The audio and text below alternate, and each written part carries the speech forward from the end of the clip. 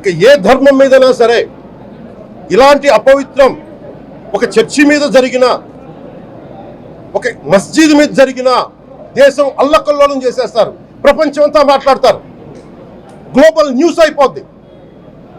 కానీ దేశంలో కోట్లాది మంది హిందువులు అపవిత్రమైతే, ఈ ప్రసాదం అపవిత్రమైతే ఒక్కరు కూడా మాట్లాడకూడదు, ఇది సెక్యులర్ వ్యవస్థకు విఘాతం అంటే హిందువులకి మనోభావాలు ఉండవా?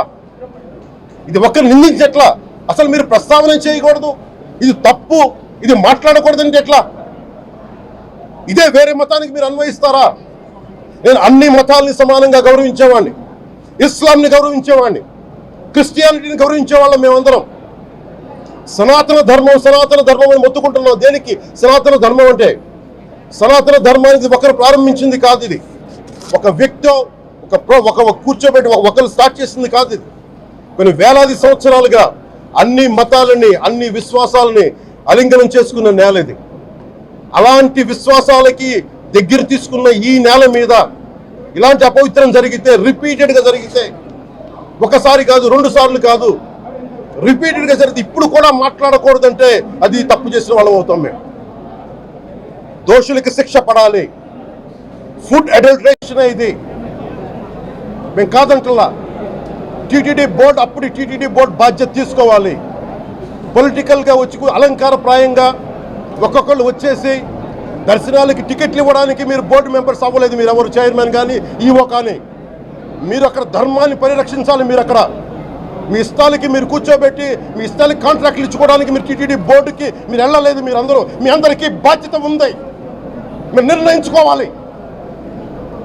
ఎవరికి కోపాలు రావు, ఎవరికి వేదన రాదు, ఎవరికి బాధలు రావుంటే కుదరదు. వస్తాయి బాధలు, వేదన ఉంది, మాట్లాడతాం.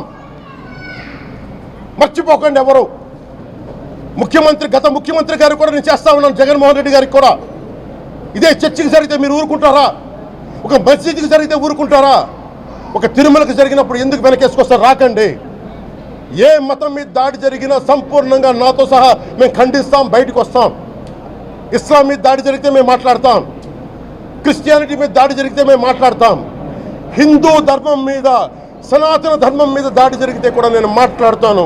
ఇది మొదటిసారి కాదు, మేమందరం మాట్లాడతాం. ఇది ప్రాథమిక హక్కు. ఇది పరస్పర విశ్వాసాలను గౌరవించుకోవడం చాలా చాలా అవసరం. ఇది అందరికీ తెలియజేస్తున్నాను. ఇది దోషులకి కఠిన శిక్ష పడాలి. అలాగే ముఖ్యమంత్రి గారికి కూడా నేను తెలియజేసుకున్నాను, చంద్రబాబు నాయుడు గారికి కూడా క్యాబినెట్ మీటింగ్ జరగాలి, అసెంబ్లీలో చర్చ జరగాలి. అసలు టీటీడీ ట్రస్ట్లో ఎన్ని అవకతవకలు జరిగినాయి, దీని మీద కూలంకషంగా దీని మీద చర్చలు జరగాలి. అలాగే నిన్న అందరూ మీడియా పెద్దలు కూడా అడుగుతా ఉన్నారు, అధిపతులు, పత్రికాధిపతులు కూడా అడుగుతూ ఉన్నారు, మీడియా వారు కూడా అడుగుతున్నారు, దీన్ని సిబిఐకి తీసుకెళ్లాలా లేదా అనేది. అది గౌరవ ముఖ్యమంత్రి గారు నిర్ణయం తీసుకోమని. మీరు ఏ నిర్ణయం తీసుకున్నా క్యాబినెట్ మీ వెనకాల ఉంటుంది, ప్రజలు మీ వెనకే ఉంటారు. ఇది ఇక్కడితో ఆగాలని మనస్ఫూర్తిగా నేను కోరుకుంటున్నాను. అలాగే 40 సంవత్సరాలుగా కర్ణాటకలోని గీ కంపెనీకి ఇస్తూ ఉన్నారు. 15,000 కేజీలు అవసరం అవుతుంది నెయ్యి, మనకి స్వచ్ఛమైన నెయ్యి. అలాంటిది వీళ్ళు 1000 రూపాయలు కొన్నదాన్ని వీళ్ళు 360 రూపాయలకే వస్తుందని చెప్పి ఎవరో మిడిల్ మ్యాన్ వచ్చి చెప్పారు. ఆ మిడిల్ మ్యాన్ ఎవరు? దీని మీద సంతకం పెట్టింది ఎవరు? మీరు 1,00,000 లడ్డూలు మీరు అయోధ్యగా పంపించినప్పుడు మాట్లాడింది ఎవరు? చెక్ చేశారా? క్వాలిటీ చెక్ చేశారా? కోట్లాది మంది భగవంతుణ్ణి విశ్వాసం ప్రకటించే ప్రతి ఒక్కరి ఈ రోజున బాధకు గురయ్యారు. నాకు నిజంగా ఇంకో వేదన కూడా ఉంది. ఇది ఇంకొకరిని నిందించట్లా. తిరుమలలో ఉండే ఇంతమంది సేవ చేసుకునే వ్యక్తులు కానీ, మీరందరూ హిందువులే కదా, మీరందరూ టీటీడీలో ఉండే వందలాది మంది ఎంప్లాయీలు, మీకు ఉద్యోగులు, వేలాది మంది ఉద్యోగులు, మీరందరూ ఏం చేస్తున్నారు?